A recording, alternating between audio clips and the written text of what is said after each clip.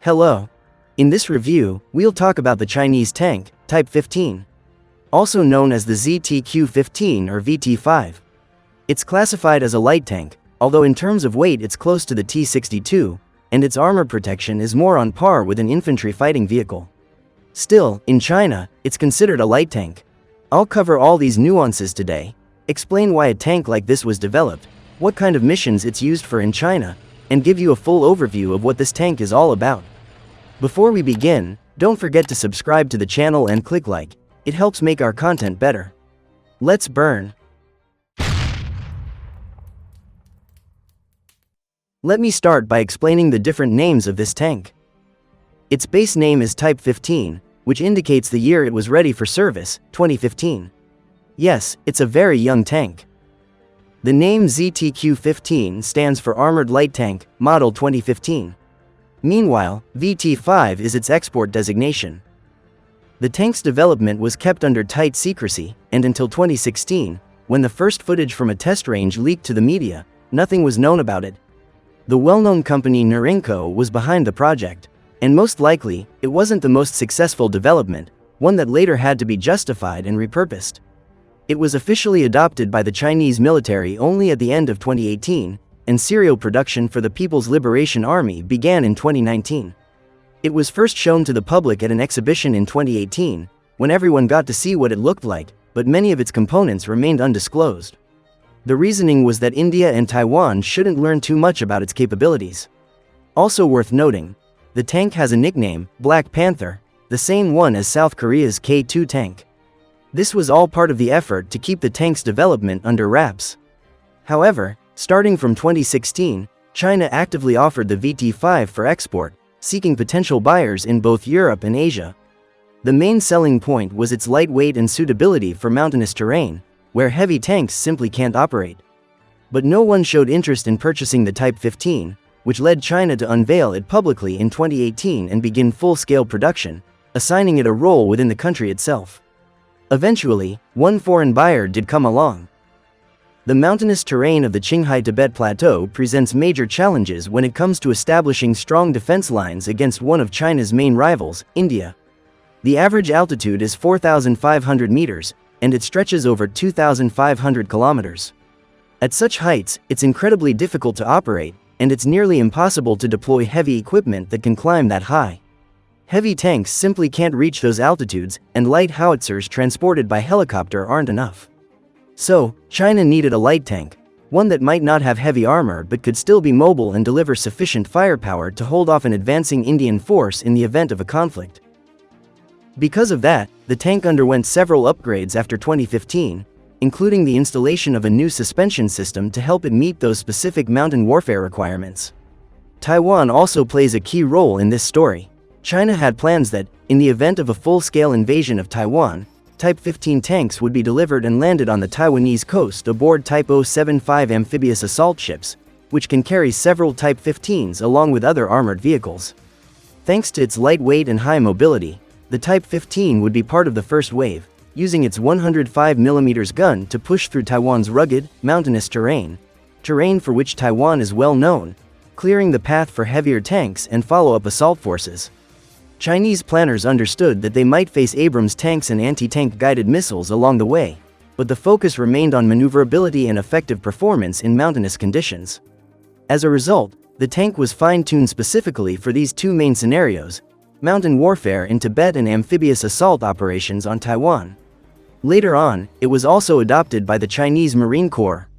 In terms of layout, the Type 15 follows a classic tank configuration. The driver is positioned at the front left of the hull and has his own hatch with 3 periscopes. Given the tank's relatively recent development, it was equipped with modern systems and electronics from the start. Behind the driver is the turret, housing the gunner and the commander. The tank is fitted with a modern fire control system. China hasn't disclosed the exact types of sighting systems used, but it's believed to be more advanced than the one on the Type 99. There's a ballistic computer and a laser rangefinder. The main gun is a 105mm rifled cannon with an ejector and a thermal sleeve. It's a modernized version of the gun used on the Type 83, which was mounted on the Type 80 tank. That in turn was a licensed Chinese version of the British Royal Ordnance L7 cannon. Since the gun's performance is well understood, the designers made minor improvements and installed it on the Type 15.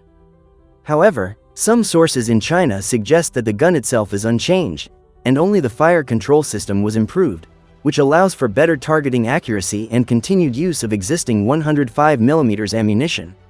The tank also features an autoloader, reducing the crew size to 3. There's a 38-round ammo rack located in the rear of the turret. In the rear of the tank, there's a 1,000 horsepower diesel engine, though its exact model remains undisclosed. The Type 15 has an operational range of 450 kilometers, which can be increased to 800 kilometers with additional fuel tanks mounted on the rear. Its top speed on paved roads is 70 kilometers per hour, and it can go up to 45 kilometers per hour on hilly terrain or off-road. The tank is equipped with 6 road wheels per side and features a hydro-pneumatic suspension, which significantly enhances its mobility in mountainous terrain. The Type 15 tank, without additional explosive reactive armor, weighs 33 tons. Its length is 9.2 meters, width is 3.3 meters and height is 2.5 meters. Its armor is roughly equivalent to the light version of the German Puma infantry fighting vehicle. That means its frontal armor can withstand 30mm rounds, while the side and rear armor protects against 14.5mm rounds and shell fragments. The tank can be fitted with either light FY2 explosive reactive armor or heavier FY4 explosive reactive armor.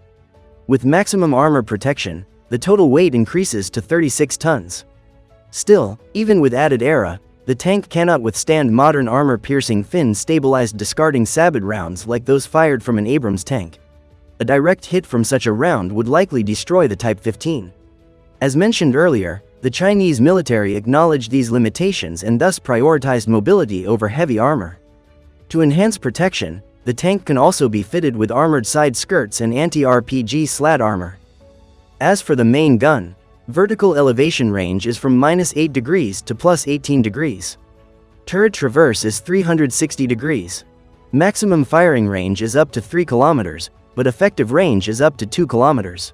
The gun is stabilized in 2 planes, allowing accurate fire on the move. When firing armor-piercing fin-stabilized discarding sabot rounds from 2 kilometers, it can penetrate up to 580mm of armor. The tank can also fire the Faleric 105mm anti-tank guided missile, capable of hitting targets up to 5 kilometers away with approximately 550mm of penetration. Rate of fire is around 7 to 8 rounds per minute. It can also fire high explosive anti-tank and training rounds.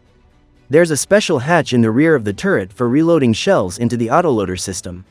Mounted on the turret is a remotely controlled weapon station equipped with a QJC-88 12.7mm machine gun. Rate of fire of this machine gun is up to 600 rounds per minute and effective range of fire is up to 1,820 meters. Additionally, the system allows for the mounting of a 40mm grenade launcher, either alongside or instead of the 12.7mm gun. There's also a coaxial 7.62mm machine gun next to the main gun, and another optional 7.62mm machine gun can be mounted near the commander's hatch. It can use up to 2,000 rounds with 7.62mm machine gun, up to 600 rounds with 12.7mm machine gun and 100 grenades with 40mm grenade launcher. Both the commander and gunner have their own hatches on the turret. On each side of the turret, there are 6 smoke grenade launchers. The tank is equipped with air conditioning system, modern radio communication systems, laser warning system and a number of other modern electronic components that significantly increase the survivability of both the tank and its crew. To date, more than 500 Type 15 tanks have been produced, and production continues for both the PLA ground forces and the Chinese Marine Corps. The only international customer so far has been Bangladesh, which placed an order in 2019 for 44 VT-5 tanks. Given current global trends, it's unlikely that this tank will attract much interest from European countries. While the Type 15 performs well in a very specific set of tasks, in most other scenarios, it's more cost-effective to deploy infantry fighting vehicles equipped with anti-tank guided missiles, which can offer similar capabilities at lower cost and complexity. So, that was the Type 15 tank. I hope this video was interesting and informative for you. Don't forget to subscribe to the channel and click like, it helps us improve our content. That's all for today. Wishing you peace and clear skies. Take care. See you next time.